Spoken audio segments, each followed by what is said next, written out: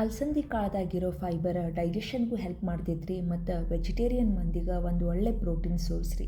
ನಿಮ್ಗೆ ಖಾರ ಸೇರ್ತಿದ್ರೆ ಒಂದು ಸ್ವಲ್ಪ ಹಸಿ ಖಾರ ಜಾಸ್ತಿ ಹಾಕ್ಕೊಂಡು ಮಾಡ್ಕೊರಿ. ಜೋಳದ ರೊಟ್ಟಿ ಜೊತೆ ಹೇಳಿ ಮಾಡಿಸಿದ ಜೋಡಿ ರೀ. ಇವತ್ತು ಎರಡನೇ ರೆಸಿಪಿ ರೀ ನಾನು ನಿಮ್ಮ ಜೊತೆ ಶೇರ್ ಮಾಡಾಕತ್ತಿದ್ದೆ. ನಾ ಯಾವಾಗಲೂ ವೀಡಿಯೋ ಅಂತೂ ಶೂಟ್ ಮಾಡಿರ್ತೀನಿ ರೀ, ಆದ್ರೆ ಎಡಿಟ್ ಮಾಡಿ ವಾಯ್ಸ್ ಓವರ್ ಕೊಟ್ಟು ಪೋಸ್ಟ್ ಮಾಡೋ ಮಟ್ಟ ಕುತ್ತಿಗೆಗೆ ಬಂದಿರ್ತೈತೆ ರೀ ನಂಗೆ. ನಾ ವೀಡಿಯೋ ಶೂಟ್ ಮಾಡಿ ಫೋನ್ ಸ್ಟೋರೇಜ್ ಅಂತೂ ತುಂಬಿಸಿರ್ತೀನಿ ರೀ ಯಾವಾಗಲೂ. ಅದಕ್ಕೆ ನನ್ನ ಗಂಡ ನಂಗೆ ಬೈತಿರ್ತಾರೆ ರೀ, ವೀಡಿಯೋ ಎಡಿಟ್ ಮಾಡಿ ಪೋಸ್ಟ್ ಆದರೂ ಮಾಡ, ಬರೀ ಶೂಟ್ ಮಾಡಿ ಗ್ಯಾಲ್ರಿದಾಗ ಇಟ್ಕೊಂಡ್ರೆ ಫಾಲೋವರ್ಸ್ ಆಗಂಗಿಲ್ಲ ಅಂಥೇಳಿ. ಅದ್ರ ಸಂಬಂಧ ನಾ 100 ಈಸಿ ಉತ್ತರ ಕರ್ನಾಟಕ ರೆಸಿಪಿ ಶೇರ್ ಮಾಡೋ ಚಾಲೆಂಜ್ ತಗೊಂಡೇನಿ ರೀ.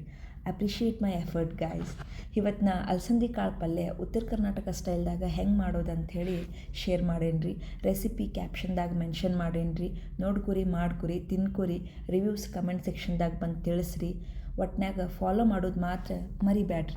ಇವೆಲ್ಲ ರೆಸಿಪಿ ನಂಗೆ ನಮ್ಮ ಮಮ್ಮಿ ಕಲಿಸಿದ್ರಿ, ನೀವು ಟ್ರೈ ಮಾಡಿ ನೋಡಿರಿ.